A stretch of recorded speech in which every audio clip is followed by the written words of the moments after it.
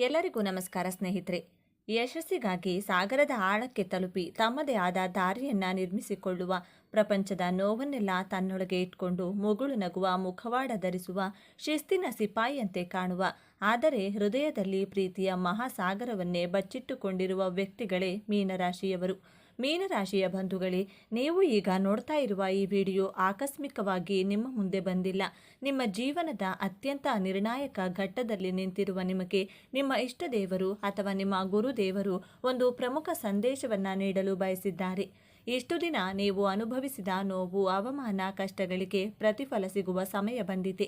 ನಿಮ್ಮ ಜೀವನದ ದಿಕ್ಕು ಯಶಸ್ಸಿನ ಉತ್ತುಂಗಕ್ಕೇರುತ್ತದೆ ಅಥವಾ ಮತ್ತೆ ಪಾತಾಳಕ್ಕೆ ಕುಸಿಯುತ್ತದೆ. ಈಗ ನಿಮ್ಮ ಭವಿಷ್ಯವನ್ನ ನಿರ್ಧರಿಸಲಿವೆ. ಈ ಸಮಯದಲ್ಲಿ ನಿಮಗೆ ಎದುರಾಗಲಿರುವ ದೊಡ್ಡ ಕಠಿಣ ಸವಾಲು ಯಾವುದು, ಅದರಿಂದ ನೀವು ಪಾರಾಗುವುದು ಹೇಗೆ ತಿಳಿಯಲು ಈ ವಿಡಿಯೋವನ್ನು ಸಂಪೂರ್ಣವಾಗಿ ನೋಡಿ. ಏಕೆಂದರೆ ಇದು ನಿಮಗಾಗಿ ಬಂದಿರುವ ದೈವಿಕ ಸಂದೇಶ. ಹಾಗೆ ಜೈ ಗುರು ರಾಘವೇಂದ್ರ ಎಂದು ಕಮೆಂಟ್ ಮಾಡಿ, ಹಾಗೆ ವಿಡಿಯೋಗೆ ಲೈಕ್ ಮಾಡಿ. ಮೊದಲಿಗೆ ಇಷ್ಟು ದಿನ ನೀವು ಕಷ್ಟಪಟ್ಟಿದ್ದು ಯಾಕೆ ಎಂದು ತಿಳಿಯೋಣ. ಕಳೆದ ಕೆಲವು ವರ್ಷಗಳಿಂದ, ವಿಶೇಷವಾಗಿ ಶನಿ ಪ್ರಭಾವದಿಂದ ನೀವು ಅನುಭವಿಸಿದ ಯಾತನೆ ಅಷ್ಟಿಷ್ಟಲ್ಲ. ಮೀನರಾಶಿಯವರೇ, ನೀವು ಅತಿ ಸೂಕ್ಷ್ಮ ಮನಸ್ಸಿನವರು. ಬೇರೆಯವರ ಸಣ್ಣ ನೋವನ್ನು ಕೂಡ ಸಹಿಸಿಕೊಳ್ಳುವುದಿಲ್ಲ. ಆದರೆ ನಿಮಗೆ ನಿರಂತರವಾಗಿ ನೋವು, ಮೋಸ ಮತ್ತು ಒಂಟಿತನ ಕಾಡಿದೆ. ಹೇಳಿಕೊಳ್ಳಲಾಗದ ನೋವು, ಕಾರಣವೇ ಇಲ್ಲದ ಅಪವಾದಗಳು. ನೀವು ಒಳ್ಳೆಯದನ್ನೇ ಬಯಸಿದರೂ ಜನ ನಿಮ್ಮನ್ನ ತಪ್ಪು ತಿಳಿದುಕೊಂಡರು. ನಿಮ್ಮ ಒಳ್ಳೆತನವನ್ನೇ ಅಸ್ತ್ರವಾಗಿ ಬಳಸಿಕೊಂಡು ನಿಮಗೆ ಮೋಸ ಮಾಡಿದರು. ಆರ್ಥಿಕವಾಗಿ ಎಷ್ಟೊಂದು ಕಷ್ಟ ಎದುರಿಸಿದ್ದೀರಿ ಎಂದರೆ, ರಾತ್ರಿ ಮಲಗುವಾಗ ಕಣ್ಣೀರು ಹಾಕದೆ ನೀವು ಮಲಗಿದ ದಿನಗಳೇ ಕಡಿಮೆ. ನಿಮ್ಮದಲ್ಲದ ತಪ್ಪಿಗೆ ನೀವು ಅವಮಾನ ಎದುರಿಸಬೇಕಾಯಿತು. ನೀವು ಪ್ರಾಣಕ್ಕಿಂತ ಹೆಚ್ಚಾಗಿ ನಂಬಿದವರೇ ನಿಮಗೆ ಬೆನ್ನಿಗೆ ಚೂರಿ ಹಾಕಿದರು. ಇದಕ್ಕೆಲ್ಲ ಕಾರಣ ಏನು? ನಿಮ್ಮ ಪ್ರಯತ್ನದಲ್ಲಿ ಯಾವುದೇ ದೋಷವಿರಲಿಲ್ಲ. ಆದರೆ ನಿಮ್ಮ ರಾಶಿಯ ಮೇಲೆ ಗ್ರಹಗಳ ಹಿಡಿತ ನಿಮ್ಮನ್ನ ಅಕ್ಷರಶಃ ಹಿಂಡಿ ಇಪ್ಪೆ ಮಾಡಿತು. ಇದು ನಿಮ್ಮ ಜೀವನದ ಒಂದು ಅಗ್ನಿ ಪರೀಕ್ಷೆಯಾಗಿತ್ತು. ದೇವರು ನಿಮ್ಮನ್ನ ಶುದ್ಧ ಚಿನ್ನವಾಗಿ ಮಾಡಲು ಇಷ್ಟೆಲ್ಲ ಪರೀಕ್ಷೆಗಳನ್ನು ಕೊಟ್ಟನು. ಆದರೆ ಆ ಕಷ್ಟದ ದಿನಗಳು, ಆ ಕರಾಳ ಅಧ್ಯಾಯ ಈಗ ಮುಗಿಯುವ ಹಂತಕ್ಕೆ ಬಂದಿದೆ. ಹೌದು, ಈ ಸಮಯವನ್ನ ನಿಮ್ಮ ಜೀವನದ ಸುವರ್ಣ ಯುಗ ಎಂದು ಬರೆದಿಟ್ಟುಕೊಳ್ಳಿ. ನಿಮ್ಮ ರಾಶ್ಯಾಧಿಪತಿಯಾದ ಗುರುಬಲದ ಸಂಪೂರ್ಣ ಕೃಪೆ ಮತ್ತು ನೀವು ಪಟ್ಟ ಶ್ರಮಕ್ಕೆ ಶನಿ ಮಹಾತ್ಮನು ಈಗ ಪ್ರತಿಫಲವನ್ನ ನೀಡಲು ಸಿದ್ಧನಾಗಿದ್ದಾನೆ. ನಿಮ್ಮ ಜೀವನದ ಪ್ರತಿಯೊಂದು ಕ್ಷೇತ್ರವೂ ಹೇಗೆ ಅದ್ಭುತವಾಗಿ ಬದಲಾಗುತ್ತದೆ ಎಂದು ಈಗ ಒಂದೊಂದಾಗಿ ನೋಡೋಣ. ಮೊದಲನೆಯದಾಗಿ, ನಿಮ್ಮ ವೃತ್ತಿ ಜೀವನ. ಎಷ್ಟೋ ದಿನಗಳಿಂದ ಒಂದೇ ಜಾಗದಲ್ಲಿ ಕೂತು ನಿಮ್ಮಲ್ಲಿರುವ ಪ್ರತಿಭೆಗೆ ಮತ್ತು ಜ್ಞಾನಕ್ಕೆ ತಕ್ಕ ಬೆಲೆ ಸಿಗಲಿಲ್ಲ. ಎಷ್ಟೇ ಪ್ರಾಮಾಣಿಕವಾಗಿ ದುಡಿದರೂ ನಿಮಗೆ ಪ್ರಶಂಸೆ ಸಿಗಲಿಲ್ಲ. ಆದರೆ ಈ ಉತ್ತಮ ಸಮಯದಲ್ಲಿ ಗ್ರಹಗಳ ಸಂಚಾರವು ನಿಮ್ಮ ವೃತ್ತಿ ಸ್ಥಾನವನ್ನು ಅತ್ಯಂತ ಬಲಪಡಿಸುತ್ತಿದೆ. ಯಾರು ನಿಮ್ಮನ್ನ ಕಡೆಗಣಿಸಿದ್ದರೂ ಅವರೇ ನಿಮ್ಮ ಬಳಿ ಸಲಹೆ ಕೇಳಿ ಬರುವ ಸಮಯವಿದು. ಅನಿರೀಕ್ಷಿತವಾಗಿ ಒಂದು ದೊಡ್ಡ ಜವಾಬ್ದಾರಿ ಅಥವಾ ನೀವು ವರ್ಷಗಳಿಂದ ಕಾಯುತ್ತಿದ್ದ ಕೆಲಸ ನಿಮ್ಮ ಕೈ ಸೇರಲಿದೆ. ನಿಮ್ಮ ಸೃಜನಶೀಲತೆಗೆ ಈಗ ದೊಡ್ಡ ಮನ್ನಣೆ ಸಿಗಲಿದೆ. ಇನ್ನು ಉದ್ಯೋಗ ಬದಲಾವಣೆ ಮಾಡಬೇಕು ಅಂದುಕೊಂಡವರಿಗೆ ಈಗಿರುವ ಕೆಲಸ ಬಿಡಬೇಕಾ ಬೇಡವಾ ಎಂಬ ಮಹಾ ಗೊಂದಲದಲ್ಲಿದ್ದ ನಿಮಗೆ ಈ ಸಮಯ ಅತ್ಯಂತ ಶುಭ ಸಮಯ. ನಿಮಗೆ ಬರುವ ಹೊಸ ಉದ್ಯೋಗದ ಅವಕಾಶ ನೀವು ಕನಸಿನಲ್ಲೂ ನಿರೀಕ್ಷೆ ಮಾಡಿದ್ದಕ್ಕಿಂತ ದೊಡ್ಡ ಮಟ್ಟದಲ್ಲಿರುತ್ತದೆ. ಸಂಬಳ, ಹುದ್ದೆ ಎರಡರಲ್ಲೂ ದೊಡ್ಡ ಏರಿಕೆಯನ್ನು ಕಾಣುತ್ತೀರಿ. ವಿದೇಶಕ್ಕೆ ಹೋಗುವ ಪ್ರಯತ್ನದಲ್ಲಿದ್ದರೆ, ವೀಸಾ ನಿರೀಕ್ಷೆಯಲ್ಲಿದ್ದವರಿಗೆ ಶುಭ ಸುದ್ದಿ ನಿಮ್ಮ ಕಿವಿಗೆ ಬೀಳಲಿದೆ. ಸರ್ಕಾರಿ ಉದ್ಯೋಗಕ್ಕಾಗಿ ಪರೀಕ್ಷೆ ಬರೆದು ಕಾಯುತ್ತಿರುವವರಿಗೆ ನಿಮ್ಮ ಹೆಸರು ಪಟ್ಟಿಯಲ್ಲಿ ಬರುವ ಸಾಧ್ಯತೆ ಸ್ಪಷ್ಟವಾಗಿ ಕಾಣಿಸುತ್ತಿದೆ. ಧೈರ್ಯವಾಗಿ ಮುನ್ನುಗ್ಗಿ, ಯಶಸ್ಸು ನಿಮ್ಮದೇ. ಎರಡನೆಯದಾಗಿ, ಶತ್ರುಗಳ ಕಾಟ ಮತ್ತು ಕೋರ್ಟು ಕಚೇರಿ. ನಿಮ್ಮ ಬೆನ್ನ ಹಿಂದೆ ಮಾತನಾಡುವವರು, ನಿಮ್ಮ ಏಳಿಗೆಯನ್ನು ಸಹಿಸದ ಗುಪ್ತ ಶತ್ರುಗಳು, ನಿಮ್ಮ ವಿರುದ್ಧವೇ ಪಿತೂರಿ ಮಾಡುವವರಿಂದ ನೀವು ಬಹಳಷ್ಟು ನೊಂದಿದ್ದೀರಿ. ನೀವು ಸೂಕ್ಷ್ಮ ಮನಸ್ಸಿನವರಾಗಿದ್ದರಿಂದ ಸಣ್ಣ ಮಾತು ನಿಮಗೆ ದೊಡ್ಡ ಗಾಯ ಮಾಡಿತು. ಆದರೆ ಈ ಸಮಯದಲ್ಲಿ ನಿಮ್ಮ ರಾಶ್ಯಾಧಿಪತಿ ಗುರುವು ದೈವಿಕ ನ್ಯಾಯವನ್ನು ಒದಗಿಸುತ್ತಾನೆ. ಆ ಶತ್ರುಗಳು ತಾವಾಗಿಯೇ ನಾಶವಾಗುತ್ತಾರೆ. ಅವರ ನಿಜ ಬಣ್ಣ ಎಲ್ಲರ ಮುಂದೆ ಬಯಲಾಗುತ್ತದೆ. ನಿಮಗೆ ಕೆಟ್ಟದ್ದು ಬಯಸಿದವರು ಅವರೇ ದೊಡ್ಡ ಕಷ್ಟಕ್ಕೆ ಸಿಲುಕುವುದನ್ನು ನೀವು ನಿಮ್ಮ ಕಣ್ಣಾರೆ ಕಾಣುತ್ತೀರಿ. ನಿಮ್ಮ ಮೇಲಿದ್ದ ದೃಷ್ಟಿದೋಷ, ನಕಾರಾತ್ಮಕ ಶಕ್ತಿಗಳು ಸಂಪೂರ್ಣವಾಗಿ ದೂರವಾಗಲಿವೆ. ಇನ್ನು ಆಸ್ತಿ ವಿವಾದ, ಸುಳ್ಳು ಕೇಸುಗಳು ಅಥವಾ ವಿಚ್ಛೇದನದಂತಹ ಕೋರ್ಟು ಕಚೇರಿ ವಿಚಾರಗಳಲ್ಲಿ ಸಿಲುಕಿ ವರ್ಷಗಳಿಂದ ಅಲೆದು ನಿಮ್ಮ ಸಮಯ, ಹಣ ಮತ್ತು ಮಾನಸಿಕ ನೆಮ್ಮದಿ ಎಲ್ಲವೂ ಹಾಳಾಗಿತ್ತು. ಆದರೆ ಇದೀಗ ದೈವಿಕ ನ್ಯಾಯ ನಿಮ್ಮ ಪರವಾಗಿ ನಿಲ್ಲಲಿದೆ. ಕೇಸಿನಲ್ಲಿ ನಿಮಗೆ ಜಯ ಸಿಗುವುದು ನಿಶ್ಚಿತ. ನಿಮ್ಮ ಮೇಲಿದ್ದ ಅಪವಾದಗಳು ಸುಳ್ಳು ಎಂದು ಸಾಬೀತಾಗುತ್ತದೆ. ನಿಮ್ಮ ಆಸ್ತಿ, ನಿಮ್ಮ ಗೌರವ ನಿಮಗೆ ಮರಳಿ ಸಿಗಲಿದೆ. ಸಣ್ಣ ಸಣ್ಣ ವಿಷಯ ಜಗಳಗಳು, ಅನಗತ್ಯ ಮನಸ್ತಾಪ, ಇಬ್ಬರ ನಡುವೆ ಮೂರನೇ ವ್ಯಕ್ತಿಯ ಪ್ರವೇಶದಿಂದ ಸಂಬಂಧವು ಹಳಸಿ ಹೋಗಿತ್ತು. ವಿಚ್ಛೇದನದ ಅಂಚಿಗೆ ತಲುಪಿದ್ದೀರಿ. ಆದರೆ ಈ ಶುಭ ಸಮಯದಲ್ಲಿ ನಿಮ್ಮ ರಾಶ್ಯಾಧಿಪತಿ ಗುರುವು ನಿಮ್ಮಿಬ್ಬರ ನಡುವಿನ ಪ್ರೀತಿಯನ್ನ ಮತ್ತೆ ಚಿಗುರಿಸುತ್ತಾನೆ. ಗುರುಬಲದಿಂದಾಗಿ ನಿಮ್ಮ ನಡುವಿನ ಎಲ್ಲ ತಪ್ಪು ತಿಳುವಳಿಕೆಗಳು ದೂರವಾಗಿ ಅನ್ಯೋನ್ಯತೆ ಹೆಚ್ಚುತ್ತದೆ. ನಿಮ್ಮ ಸಂಬಂಧ ಮತ್ತೆ ಮೊದಲಿನಂತೆ ಮಧುರವಾಗಲಿದೆ. ಇನ್ನು ಮದುವೆಯಾಗದ ಮೀನರಾಶಿಯ ಯುವಕ ಯುವತಿಯರಿಗೆ ನಿಮಗೆ ಒಳ್ಳೆಯ ಸಂಬಂಧ ಕೂಡಿ ಬರಲಿದೆ. ನಿಮ್ಮ ಮದುವೆ ನಿಶ್ಚಯವಾಗುವ ಎಲ್ಲ ಸಂಭವವಿದೆ. ಹಾಗೆಯೇ ಸಂತಾನ ಭಾಗ್ಯಕ್ಕಾಗಿ ಎಷ್ಟೋ ವರ್ಷಗಳಿಂದ ಕಾಯುತ್ತಿದ್ದ ದಂಪತಿಗಳಿಗೆ ವೈದ್ಯರ ಬಳಿ ಅಲೆದು ಸಾಕಾಗಿ ಪೂಜೆ ವ್ರತಗಳನ್ನು ಮಾಡಿ ಕಣ್ಣೀರು ಹಾಕಿದ್ದೀರಿ. ನಿಮ್ಮ ಈ ನೋವಿನ ಕಣ್ಣೀರಿಗೆ ಈಗ ಬೆಲೆ ಸಿಗಲಿದೆ. ಸಂತಾನಕಾರಕನಾದ ಗುರುವು ನಿಮ್ಮ ಪಂಚಮ ಸ್ಥಾನವನ್ನು ಬಲಪಡಿಸುತ್ತಿದ್ದಾನೆ. ನಿಮ್ಮ ಮನೆಯಲ್ಲಿ ತೊಟ್ಟಿಲು ತೂಗುವ ಶುಭ ಸುದ್ದಿ ನಿಮ್ಮ ಕಿವಿಗೆ ಬೀಳಲಿದೆ. ನಿಮ್ಮ ಮಕ್ಕಳ ಹಠಮಾರಿತನ, ಓದಿನಲ್ಲಿ ಗಮನ ಇಲ್ಲದಿರುವುದು ಅಥವಾ ಅವರ ಆರೋಗ್ಯದ ಬಗ್ಗೆ ನಿಮಗೆ ದೊಡ್ಡ ಚಿಂತೆಯಾಗಿತ್ತು. ಅವರು ದಾರಿ ತಪ್ಪುತ್ತಿದ್ದಾರೆ ಎಂಬ ಭಯ ನಿಮ್ಮನ್ನು ಕಾಡುತ್ತಿತ್ತು.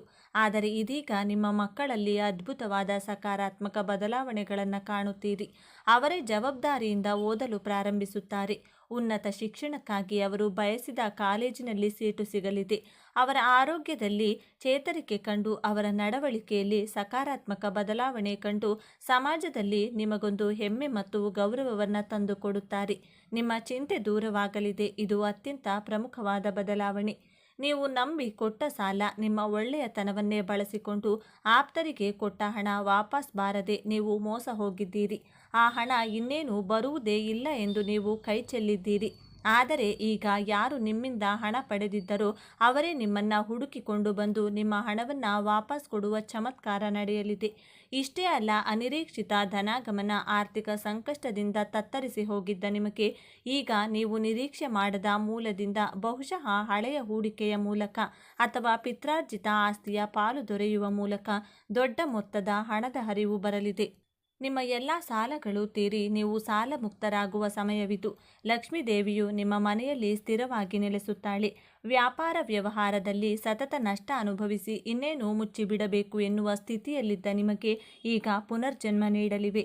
ನಿಮ್ಮ ವ್ಯಾಪಾರಕ್ಕೆ ಹೊಸ ಪಾಲುದಾರರು ಸಿಗಬಹುದು ಅಥವಾ ನಿಮ್ಮ ಒಂದು ಸೃಜನಶೀಲ ಆಲೋಚನೆ ದೊಡ್ಡ ಮಟ್ಟದಲ್ಲಿ ಯಶಸ್ಸು ಕಾಣಬಹುದು. ಗ್ರಾಹಕರ ಸಂಖ್ಯೆ ಹೆಚ್ಚಾಗಿ ನಿಮ್ಮ ಲಾಭವು 10 ಪಟ್ಟು ಹೆಚ್ಚಾಗಲಿದೆ. ಇಷ್ಟೆಲ್ಲ ಅದ್ಭುತ ಯಶಸ್ಸು, ಹಣ, ಗೌರವ, ಸಂಬಂಧಗಳು ಎಲ್ಲವೂ ನಿಮ್ಮದಾಗಲಿದೆ. ಆದರೆ ನಿಮ್ಮ ಮುಂದೆ ಒಂದು ಅತ್ಯಂತ ಕಷ್ಟಕರವಾದ ಸವಾಲು ಕೂಡ ಎದುರಾಗುವುದು. ಈ ಸವಾಲನ್ನು ನೀವು ಗೆಲ್ಲಲೇಬೇಕು. ಆಗ ಸವಾಲು ಹೊರಗಿನಿಂದ ಬರುವುದಿಲ್ಲ, ಅದು ನಿಮ್ಮ ಶತ್ರುಗಳಿಂದ ಬರುವುದಿಲ್ಲ, ಅದು ನಿಮ್ಮ ಒಳಗಿಂದಲೇ ಬರುತ್ತದೆ. ಆ ಸವಾಲೇ ನಿಮ್ಮ ಅತಿಯಾದ ಭಾವನಾತ್ಮಕ ಯೋಚನೆ ಮತ್ತು ಹಳೆಯದನ್ನೇ ನೆನೆಯುವುದು. ಹೌದು ಮೀನರಾಶಿಯವರೇ, ನಿಮ್ಮ ರಾಶ್ಯಾಧಿಪತಿ ಗುರು. ನೀವು ಜ್ಞಾನಿಗಳು, ದೈವ ಭಕ್ತರು. ಆದರೆ ನೀವು ಅತಿ ಹೆಚ್ಚು ಭಾವನಾತ್ಮಕ ಜೀವಿಗಳು. ನಿಮಗೆ ಯಾರು ಮೋಸ ಮಾಡಿದರೋ, ಯಾರು ನೋವು ಕೊಟ್ಟರೋ ಅದನ್ನೇ ಮತ್ತೆ ಮತ್ತೆ ನೆನೆದು ನಿಮ್ಮ ವರ್ತಮಾನವನ್ನು ಹಾಳು ಮಾಡಿಕೊಳ್ತೀರಿ. ಈಗ ಅನಿರೀಕ್ಷಿತ ಯಶಸ್ಸು, ಹಣ, ಅಧಿಕಾರ ನಿಮ್ಮ ಕೈಗೆ ಬಂದಾಗ ನೀವು ಮತ್ತೆ ಹಳೆಯ ನೋವುಗಳನ್ನೇ ನೆನೆಸುತ್ತಾ ಇದೆಲ್ಲ ನಿಜವೇ, ಇದು ನನ್ನ ಕೈತಪ್ಪಿ ಹೋಗುವುದೇ ಎಂದು ಅತಿಯಾಗಿ ಯೋಚಿಸಿ ಭಯಪಟ್ಟು ಬಂದ ಅವಕಾಶವನ್ನು ಪೂರ್ಣವಾಗಿ ಬಳಸಿಕೊಳ್ಳದೇ ಇರುವ ಅಪಾಯವಿದೆ. ಯಶಸ್ಸನ್ನು ಪಡೆಯುವುದು ಎಷ್ಟು ಮುಖ್ಯವೋ ಅದನ್ನು ಧೈರ್ಯದಿಂದ, ಸಂತೋಷದಿಂದ ಅನುಭವಿಸುವುದು ಅದಕ್ಕಿಂತಲೂ ಮುಖ್ಯ. ಹಾಗಾದರೆ ಈ ದೊಡ್ಡ ಸಮಸ್ಯೆಯಿಂದ ಪಾರಾಗುವುದು ಹೇಗೆ? ಈ ಯಶಸ್ಸನ್ನು ಶಾಶ್ವತವಾಗಿ ಉಳಿಸಿಕೊಳ್ಳುವುದು ಹೇಗೆ? ಪರಿಹಾರ ತುಂಬ ಸರಳವಾಗಿದೆ. ಆದರೆ ಇದನ್ನು ನೀವು ಅತ್ಯಂತ ಶ್ರದ್ಧೆಯಿಂದ ಪಾಲಿಸಬೇಕು. ನಿಮಗೆ ನೋವು ಕೊಟ್ಟವರನ್ನು ಮನಸ್ಸಿನಿಂದಲೇ ಕ್ಷಮಿಸಿಬಿಡಿ. ಅವರಿಗಾಗಿ ಅಲ್ಲ, ನಿಮ್ಮ ಮಾನಸಿಕ ಶಾಂತಿಗಾಗಿ. ಹಳೆಯ ಗಾಯವನ್ನು ಕೆರೆದು ನೋವು ಮಾಡಿಕೊಳ್ಳುವುದನ್ನು ಸಂಪೂರ್ಣವಾಗಿ ನಿಲ್ಲಿಸಿ. ನಿಮ್ಮ ರಾಶ್ಯಾಧಿಪತಿಯಾದ ಗುರುವಿನ ಕೃಪೆಗಾಗಿ ಪ್ರತಿ ಗುರುವಾರ ಹತ್ತಿರದ ದೇವಸ್ಥಾನಕ್ಕೆ, ವಿಶೇಷವಾಗಿ ದತ್ತಾತ್ರೇಯ, ಸಾಯಿಬಾಬಾ ಅಥವಾ ರಾಘವೇಂದ್ರ ಸ್ವಾಮಿಗಳ ಮಠಕ್ಕೆ ಹೋಗಿ, ಅಥವಾ ಹಸಿದವರಿಗೆ ಕಡಲೆಬೇಳೆ ಅಥವಾ ಬಾಳೆಹಣ್ಣನ್ನು ದಾನ ಮಾಡಿ. ಇದು ನಿಮ್ಮ ಮನಸ್ಸನ್ನು ಸ್ಥಿರವಾಗಿಸಿ ಭಾವನಾತ್ಮಕ ಒತ್ತಡದಿಂದ ಹೊರಬರುವ ಶಕ್ತಿ ನೀಡುತ್ತದೆ. ನಿಮಗೆ ಯಶಸ್ಸು ಸಿಕ್ಕಾಗ, ಹಣ ಬಂದಾಗ ಅದನ್ನು ತಲೆಗೆ ಏರಿಸಿಕೊಳ್ಳಬೇಡಿ. ತಕ್ಷಣ ನಿಮ್ಮ ಇಷ್ಟ ದೇವರನ್ನು ಅಥವಾ ಗುರುವನ್ನು ಮನಸ್ಸಿನಲ್ಲಿ ಸ್ಮರಿಸಿ, ಇದೆಲ್ಲ ನಿನ್ನ ಕೃಪೆ, ನನ್ನದಲ್ಲ ಎಂದು ಕೃತಜ್ಞತೆಯನ್ನು ಸಲ್ಲಿಸಿ. ಯಶಸ್ಸು ಬಂದಾಗ ತಲೆಬಾಗಿರಿ. ಈ ಒಂದು ವಿನಯವಂತಿಕೆ ನಿಮ್ಮ ಎಲ್ಲ ಭಾಗ್ಯವನ್ನು ನಿಮ್ಮ ಬಳಿಯೇ ಉಳಿಸುತ್ತದೆ. ಮೀನರಾಶಿಯವರೇ, ನಿಮ್ಮ ಜೀವನವನ್ನು ಸಂಪೂರ್ಣವಾಗಿ ಬದಲಾಯಿಸುವ ಶಕ್ತಿ, ನಿಮ್ಮ ವಿಜಯ ಆರಂಭವಾಗಲಿದೆ. ನೀವು ಅನುಭವಿಸಿದ ಪ್ರತಿಯೊಂದು ನೋವಿಗೂ ಈಗ ಪ್ರತಿಫಲ ಸಿಗಲಿದೆ. ನಿಮ್ಮ ಕಣ್ಣೀರು ಈಗ ಆನಂದ ಬಾಷ್ಪವಾಗಿ ಬದಲಾಗುವ ಸಮಯ ಬಂದಿದೆ. ನೆನಪಿಡಿ, ಈ ವಿಡಿಯೋ ನಿಮಗೆ ತಲುಪಿದ್ದು ಆಕಸ್ಮಿಕವಲ್ಲ. ಇದು ನಿಮ್ಮ ಇಷ್ಟ ದೇವರು ನಿಮಗೆ ನೀಡುತ್ತಿರುವ ಸ್ಪಷ್ಟ ಸಂದೇಶ. ಈ ಅದ್ಭುತ ಸಮಯವನ್ನು ಸದುಪಯೋಗಪಡಿಸಿಕೊಳ್ಳಿ. ನಿಮ್ಮ ಜೀವನದ ಹೊಸ ಅಧ್ಯಾಯಕ್ಕೆ ತಯಾರಾಗಿ. ನಿಮ್ಮ ನಂಬಿಕೆಯ ಸಂಕೇತವಾಗಿ ನಿಮ್ಮ ಜೀವನ ಬದಲಾಗಬೇಕು ಎನ್ನುವ ಸಂಕಲ್ಪದೊಂದಿಗೆ ತಪ್ಪದೆ ನಿಮ್ಮ ಕುಲದೇವರ ಅಥವಾ ನಿಮ್ಮ ಇಷ್ಟ ದೇವರ ಹೆಸರನ್ನು ಕಮೆಂಟ್ ಮಾಡಿ. ಆ ಭಗವಂತನು ನಿಮ್ಮನ್ನು ಸದಾ ಕಾಪಾಡಲಿ. ಸರ್ವೇ ಜನ ಸುಖಿನೋ ಭವಂತು. ಇದೇ ತರಹದ ಜ್ಯೋತಿಷ್ಯಕ್ಕೆ ಸಂಬಂಧಪಟ್ಟಂಥ ವಿಡಿಯೋ ನೋಡಲು ನಮ್ಮ ಚಾನಲ್ಗೆ ಸಬ್ಸ್ಕ್ರೈಬ್ ಆಗಿ. ಈ ವಿಡಿಯೋ ಲೈಕ್ ಮಾಡಿ, ಶೇರ್ ಮಾಡಿ. ದ್ವಾದಶ ರಾಶಿಗಳಲ್ಲಿ ಕೊನೆಯ ರಾಶಿ ಅಂದರೆ 12ನೇ ರಾಶಿಯೇ ಮೀನರಾಶಿ. ಉಳಿದ 11 ರಾಶಿಗಳಿಗಿಂತ ಭಿನ್ನವಾದ ವ್ಯಕ್ತಿತ್ವ ಇವರದ್ದು. ಕನಸು ಹಾಗೂ ಪ್ರಣಯದ ಸಂಕೇತವಾದ ಈ ರಾಶಿಯವರು ತಮ್ಮ ಸೃಜನಶೀಲತೆಗೆ ಹೆಸರುವಾಸಿ. ಅನೇಕರು ಉದಾರತೆ ಹಾಗೂ ಸಹಾನುಭೂತಿಯುಳ್ಳವರು. ಮೀನರಾಶಿಯವರು ನಿಸ್ವಾರ್ಥಿಗಳು, ಆದರೆ ಇತರರಿಗೆ ಇವರು ನಿಷ್ಠುರರಾಗಿ ಕಾಣಬಹುದು. ಇವರ ವ್ಯಕ್ತಿತ್ವ, ಒಳ್ಳೆಯ ಗುಣಗಳು ಹಾಗೂ ಕೆಟ್ಟ ಗುಣಗಳ ಕುರಿತಾದ ಮಾಹಿತಿಯ ಜೊತೆಗೆ ಮೀನರಾಶಿ ನಕ್ಷತ್ರಾಧಾರಿತ ಜನ್ಮ ರಹಸ್ಯದ ಬಗ್ಗೆ ಈ ವಿಡಿಯೋದಲ್ಲಿ ತಿಳಿಸಿಕೊಡಲಿದ್ದೇನೆ. ಅದಕ್ಕೂ ಮುಂಚೆ ನೀವಿನ್ನು ಚಾನಲ್ಗೆ ಸಬ್ಸ್ಕ್ರೈಬ್ ಆಗಿಲ್ಲ ಅಂದರೆ ಈಗಲೇ ಸಬ್ಸ್ಕ್ರೈಬ್ ಆಗಿ. ಹಾಗೆ ವಿಡಿಯೋಗೆ ಲೈಕ್ ಮಾಡಿ, ವಿಡಿಯೋ ಸ್ಕಿಪ್ ಮಾಡದೆ ಕೊನೆ ತನಕ ನೋಡಿ. 2 ಮೀನುಗಳು ವಿರುದ್ಧ ದಿಕ್ಕಿನಲ್ಲಿ ಚಲಿಸುವ ಸಂಕೇತವಿರುವ ಈ ರಾಶಿಯವರು ಉಭಯ ಸ್ವಭಾವದವರು.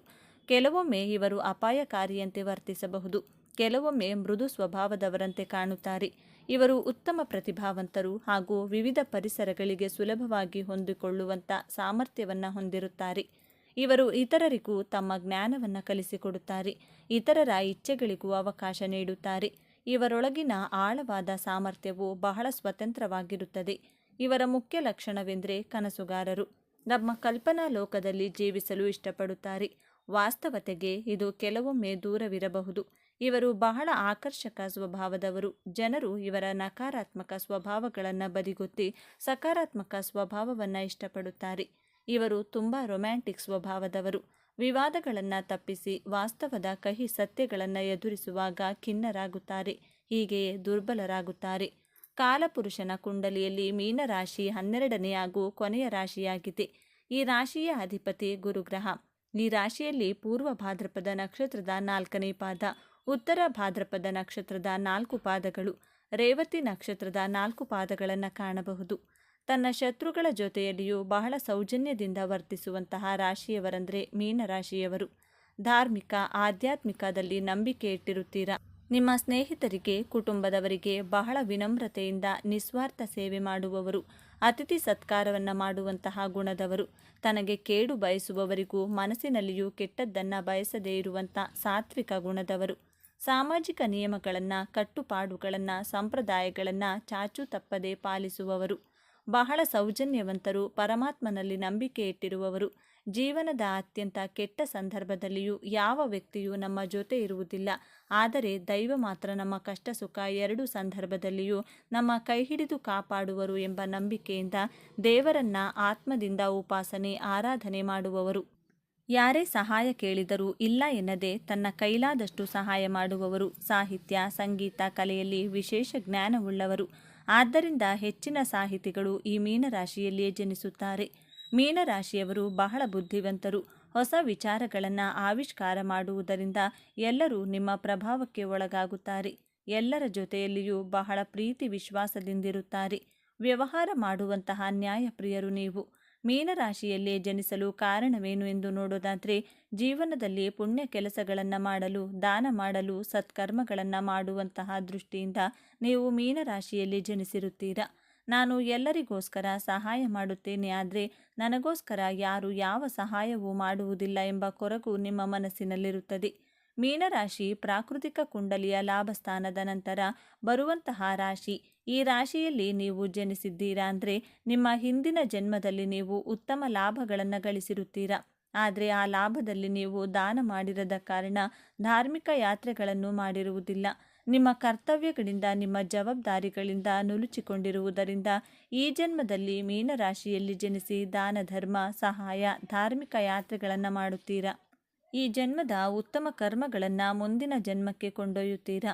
ಪೂರ್ವ ಜನ್ಮದ ಕರ್ಮಫಲದಿಂದ ಈ ಜನ್ಮದಲ್ಲಿ ರಾಶಿ ಹಾಗೂ ನಕ್ಷತ್ರಗಳು ಶರೀರ ಲಭ್ಯವಾಗಿರುತ್ತವೆ. ಮೃತ್ಯು ಎಂದರೇನು? ಮೃತ್ಯು ಕೇವಲ ಒಂದು ಶರೀರವನ್ನು ಬದಲಾವಣೆ ಮಾಡುವಂತಹ ಪ್ರಕ್ರಿಯೆಯಾಗಿದೆ. ಒಂದೇ ವಸ್ತುವನ್ನು ಸತತವಾಗಿ ಉಪಯೋಗಿಸಿದಾಗ ಆ ವಸ್ತುವಿನ ಸಾಮರ್ಥ್ಯ ಕ್ಷೀಣಿಸುತ್ತದೆ. ಇದೇ ರೀತಿ ನಮ್ಮ ಶರೀರದ ಸಾಮರ್ಥ್ಯ ಕ್ಷೀಣಿಸಿದಾಗ ಆ ಆತ್ಮದ ಕರ್ಮಗಳು ಅಪೂರ್ಣವಾಗಿರುವುದರಿಂದ ಆ ಆತ್ಮ ತನ್ನ ಅಪೂರ್ಣ ಕರ್ಮಗಳನ್ನು ಈಡೇರಿಸಿಕೊಳ್ಳಲು ಹೊಸ ಶರೀರವನ್ನು ಧಾರಣೆ ಮಾಡಿಕೊಂಡು ತನ್ನ ಇಂದಿನ ಜನ್ಮದ ಅಪೂರ್ಣ ಕರ್ಮಗಳನ್ನು ಜವಾಬ್ದಾರಿಗಳನ್ನು ಮುಂದಿನ ಜನ್ಮದಲ್ಲಿ ಈಡೇರಿಸಿಕೊಳ್ಳುತ್ತದೆ. ನಕ್ಷತ್ರದ ಆಧಾರದ ಮೇಲೆ ನೋಡೋಣ. ಪೂರ್ವ ಭಾದ್ರಪದ ನಕ್ಷತ್ರ, ಉತ್ತರ ಭಾದ್ರಪದ ನಕ್ಷತ್ರ, ರೇವತಿ ನಕ್ಷತ್ರ ಈ ಮೂರೂ ನಕ್ಷತ್ರಗಳು ಮೀನರಾಶಿಯಲ್ಲಿ ಕಾಣಬಹುದು. ನಕ್ಷತ್ರದ ಆಧಾರದ ಮೇಲೆ ನಿಮ್ಮ ಗುಣ ಸ್ವಭಾವಗಳು ಬದಲಾಗುತ್ತವೆ. ಪೂರ್ವ ಭಾದ್ರಪದ ನಕ್ಷತ್ರದ 4ನೇ ಪಾದ ಮೀನರಾಶಿಯಲ್ಲಿ ಕಾಣಬಹುದು.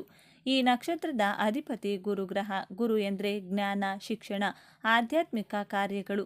ನೀವು ಹಿಂದಿನ ಜನ್ಮದಲ್ಲಿ ನಿಮ್ಮ ಜ್ಞಾನವನ್ನು ಹಂಚುವ ಪ್ರಕ್ರಿಯೆಯಲ್ಲಿ ಅಪೂರ್ಣ ಸೇವೆ ಮಾಡಿರುವುದರಿಂದ ಈ ಜನ್ಮದಲ್ಲಿ ಪೂರ್ವ ಭಾದ್ರಪದ ನಕ್ಷತ್ರದಲ್ಲಿ ಜನಿಸಿ ಶಿಕ್ಷಣಕ್ಕೆ ಸಂಬಂಧಿಸಿದಂಥ ಬೋಧನೆಗಳನ್ನು ಆಧ್ಯಾತ್ಮಿಕ ವಿಚಾರಗಳಿಗೆ ಸಂಬಂಧಿಸಿದಂಥ ಜ್ಞಾನವನ್ನು ಹಂಚಲು ಈ ಜನ್ಮದಲ್ಲಿ ಹಾಗೂ ಈ ನಕ್ಷತ್ರದಲ್ಲಿ ಜನಿಸಿರುತ್ತೀರಾ.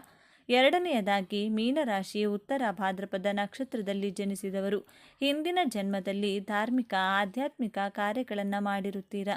ಆದರೆ ಅದರ ಸಂಪೂರ್ಣ ಲಾಭ ಸನ್ಮಾನ ಪಡೆಯುವ ಸಮಯದಲ್ಲಿ ನಿಮ್ಮ ಮೃತ್ಯುವಾದಂತಹ ಕಾರಣ ಇಂದಿನ ಜನ್ಮದ ಪುಣ್ಯದ ಫಲವಾಗಿ ಲಾಭ ಪಡೆಯಲು ಈ ನಕ್ಷತ್ರದಲ್ಲಿ ಜನಿಸಿದ್ದೀರಾ. ಆದ್ದರಿಂದ ಉತ್ತರ ಭಾದ್ರಪದ ನಕ್ಷತ್ರದಲ್ಲಿ ಜನಿಸಿದವರಿಗೆ ಎಲ್ಲಿ ಹೋದರೂ ಗೌರವ ಸನ್ಮಾನಗಳು ಸಿಗುತ್ತದೆ. ಸ್ವಯಂ ಸಂತೋಷವಾಗಿರುತ್ತಾರೆ, ಪ್ರಸನ್ನಚಿತ್ತರಾಗಿರುತ್ತಾರೆ, ಬೇರೆಯವರನ್ನು ಸಂತೋಷವಾಗಿಟ್ಟುಕೊಳ್ಳಲು ಪ್ರಯತ್ನ ಪಡುತ್ತಾರೆ.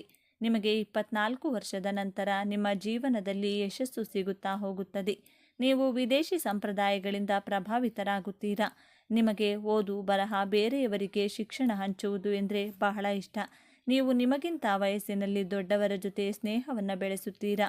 ನಿಮ್ಮ ಸೀನಿಯರ್ಸ್ ಜೊತೆ ಸ್ನೇಹವನ್ನು ಬೆಳೆಸುತ್ತೀರಾ. ಮೂರನೆಯ ಹಾಗೂ ಕೊನೆಯ ನಕ್ಷತ್ರ ರೇವತಿ ನಕ್ಷತ್ರ. ರೇವತಿ ನಕ್ಷತ್ರದವರು ಹೊಸ ಹೊಸ ವಿಚಾರಗಳನ್ನು ಕಲಿಯುವುದರಲ್ಲಿ ಉತ್ಸಾಹಭರಿತರಾಗಿರುತ್ತಾರೆ. ತುಂಬ ಹಂಬಲ್ ಹಾಗೂ ಡೌನ್ ಟು ಅರ್ತ್ ಆಗಿರುತ್ತಾರೆ. ಸ್ನೇಹಿತರಿಂದ ಬಹಳ ಲಾಭವಾಗುತ್ತದೆ. ನಿಮ್ಮ ಇಂದಿನ ಜನ್ಮದಲ್ಲಿ ನಿಮ್ಮ ಕಾರ್ಯಗಳನ್ನು ಮಾಡುವಂತಹ ಸಂದರ್ಭದಲ್ಲಿ ಬಹಳ ಅಡೆತಡೆಗಳನ್ನು ಎದುರಿಸಿ ಆ ಕಾರ್ಯಗಳನ್ನು ಅಪೂರ್ಣಗೊಳಿಸಿದ ಕಾರಣದಿಂದ ಈ ಜನ್ಮದಲ್ಲಿ ರೇವತಿ ನಕ್ಷತ್ರದಲ್ಲಿ ಜನಿಸಿರುತ್ತೀರಾ. ನಕ್ಷತ್ರ ಯಾವುದೇ ಇರಲಿ, ನೀವು ಮೀನರಾಶಿಯಲ್ಲಿ ಜನಿಸಿದರೆ ಆಧ್ಯಾತ್ಮಿಕ ಸೇವೆ ಮಾಡಲು, ದಾನ ಧರ್ಮ, ಪ್ರೀತಿಯಿಂದ ವ್ಯವಹರಿಸುವುದು. ನಿಮ್ಮ ಎದುರುಗಡೆ ಇರುವಂತಹ ವ್ಯಕ್ತಿಗಳು ಎಷ್ಟೇ ನಿಷ್ಠುರವಾಗಿ ಎಷ್ಟೇ ಕಠೋರವಾಗಿ ಮಾತನಾಡಿದರೂ ವರ್ತಿಸಿದರು ನೀವು ಬಹಳ ತಾಳ್ಮೆಯಿಂದ ಸೌಜನ್ಯದಿಂದ ಗೌರವಿಸುತ್ತೀರಾ. ಇದು ನಿಮ್ಮ ಮೂಲ ಗುಣ. ನೀವು ಸಂತೋಷವಾಗಿರುತ್ತೀರಾ. ನಿಮ್ಮ ಸುತ್ತಮುತ್ತಲಿನವರನ್ನು ಸಂತೋಷವಾಗಿರಿಸಲು ಬೇಕಾಗಿರುವಂಥ ವಾತಾವರಣವನ್ನು ನಿರ್ಮಿಸುವ ಕಾರಣದಿಂದ ನೀವು ಮೀನರಾಶಿಯಲ್ಲಿ ಜನಿಸಿರುತ್ತೀರಾ. ಮೀನರಾಶಿಯಲ್ಲಿ ಜನಿಸಿರುವ ಮಹಿಳೆಯರಿಗೆ ಕೋಮಲವಾದ ಮನಸ್ಸಿರುತ್ತದೆ. ಯಾರ ಮನಸ್ಸಿಗೂ ನೋವಾಗುವಂತೆ ಮಾತನಾಡುವುದಿಲ್ಲ. ಸೂಕ್ಷ್ಮವಾದ ಗುಣ ಸ್ವಭಾವವಿರುತ್ತದೆ. ಸಮಾಜದಲ್ಲಿ ಗೌರವಾನ್ವಿತ ಸ್ಥಾನಮಾನ ದೊರೆಯುತ್ತದೆ. ಹಾಸ್ಯ ಪ್ರಜ್ಞೆ ವಿಶೇಷವಾಗಿರುತ್ತದೆ. ಎಲ್ಲರನ್ನ ಪ್ರೀತಿ ವಿಶ್ವಾಸದಿಂದ ನೋಡಿಕೊಳ್ಳುವ ಗುಣ ಇವರದ್ದು. ಸದಾಕಾಲ ಯಾವುದಾದರೂ ಒಂದು ಕೆಲಸ ಕಾರ್ಯಗಳಲ್ಲಿ ನಿರತರಾಗಿರುತ್ತೀರಾ. ಎಲ್ಲ ರೀತಿಯ ಅನುಕೂಲಗಳಿದ್ದರೂ ಮನದಲ್ಲಿ ಚಿಂತೆಯೊಂದು ಇರುತ್ತದೆ. ಶಾಂತ ಸ್ವಭಾವದವರಾದರೂ ಕಟುವಾಗಿ ಮಾತನಾಡುವಿರಿ. ಈ ಜಾತಕದಲ್ಲಿ ಜನಿಸಿರುವ ಪುರುಷರು ಜೀವನವನ್ನು ಪ್ರೀತಿಸುತ್ತಾರೆ. ಜೀವನದಲ್ಲಿ ಏನಾದರೂ ಒಂದು ಸಾಧನೆ ಮಾಡಬೇಕೆಂಬ ಅಭಿಲಾಷೆ ಇವರಿಗಿರುತ್ತದೆ. ಸೂಕ್ಷ್ಮವಾದ ಮನಸ್ಸಿನ ಕಾರಣ ಸಣ್ಣ ಪುಟ್ಟ ವಿವಾದವನ್ನು ಎದುರಿಸಿ ಆಧ್ಯಾತ್ಮಿಕ ಭಾವನೆ ವಿಶೇಷವಾಗಿರುತ್ತದೆ. ಸಂಗೀತ, ನಾಟ್ಯದಂತಹ ಸಾಂಪ್ರದಾಯಿಕ ಕಲೆಗಳಲ್ಲಿ ಹೆಚ್ಚು ಆಸಕ್ತಿ ತೋರುವಿರಿ. ಕುಟುಂಬದ ಒಳಿತಿಗಾಗಿ ಯಾವುದೇ ತ್ಯಾಗವನ್ನು ಮಾಡಬಲ್ಲಿರಿ. ಕೋಪ ಬೇಗನೆ ಬಂದರೂ ಬಹುಕಾಲ ಉಳಿಯದು. ಹೆಚ್ಚಿನ ನಿರೀಕ್ಷೆ ಇದ್ದರೂ ಸುಮ್ಮನಾಗುವಿರಿ. ಸಾಮಾನ್ಯವಾಗಿ ಈ ರಾಶಿಯಲ್ಲಿ ಜನಿಸಿದವರಿಗೆ ದೃಢವಾದ ಮನಸ್ಸಿರುವುದಿಲ್ಲ. ಆದ್ದರಿಂದ ಎಲ್ಲ ಕೆಲಸ ಕಾರ್ಯಗಳು ನಿಧಾನಗತಿಯಲ್ಲಿ ಸಾಗುತ್ತವೆ. ಆದರೆ ಶುದ್ಧವಾದ ಮನಸ್ಸಿರುತ್ತದೆ. ಯಾವುದೇ ಕೆಲಸ ಕಾರ್ಯಗಳು ನಿಮಗೆ ಅಸಾಧ್ಯವೆನಿಸುವುದಿಲ್ಲ. ಉನ್ನತ ಮಟ್ಟದ ಜೀವನವನ್ನು ನಡೆಸಲು ಬಯಸುವಿರಿ. ವಿಲಾಸಿ ಜೀವನವನ್ನು ನಡೆಸಲು ಇಷ್ಟಪಡುವಿರಿ. ಇವರ ದಾಂಪತ್ಯ ಜೀವನವು ಸುಖ ಸಂತೋಷಗಳಿಂದ ಕೂಡಿರುತ್ತದೆ. ಈ ವಿಚಾರಗಳು ನಿಮಗೆ ಇಷ್ಟವಾಗಿದೆ ಅಂತ ಭಾವಿಸ್ತಿದ್ದೇನೆ. ಇಷ್ಟ ಆಗಿದ್ರೆ ನಮ್ಮ ಚಾನಲ್ನ ತಪ್ಪದೇ ಸಬ್ಸ್ಕ್ರೈಬ್ ಮಾಡ್ಕೊಳ್ಳಿ. ಈ ವಿಡಿಯೋಗೆ ಒಂದು ಲೈಕ್ ಕೊಡೋದನ್ನು ಮರಿಬೇಡಿ. ಈ ವಿಡಿಯೋವನ್ನು ನಿಮ್ಮ ಫ್ರೆಂಡ್ಸ್ ಆ್ಯಂಡ್ ಫ್ಯಾಮಿಲಿ ಗ್ರೂಪಲ್ಲಿ ಹೆಚ್ಚು ಶೇರ್ ಮಾಡಿ. ನಿಮ್ಮ ಅಭಿಪ್ರಾಯಗಳನ್ನು ತಪ್ಪದೇ ಕಮೆಂಟ್ ಮಾಡಿ. Thank you friends. ಎಲ್ಲರೂ ಭಕ್ತಿಯಿಂದ ಓಂ ಶ್ರೀ ಮಹಾಲಕ್ಷ್ಮಿ ನಮಃ ಅಂತ ಕಮೆಂಟ್ ಮಾಡಿ. ಧನ್ಯವಾದಗಳು.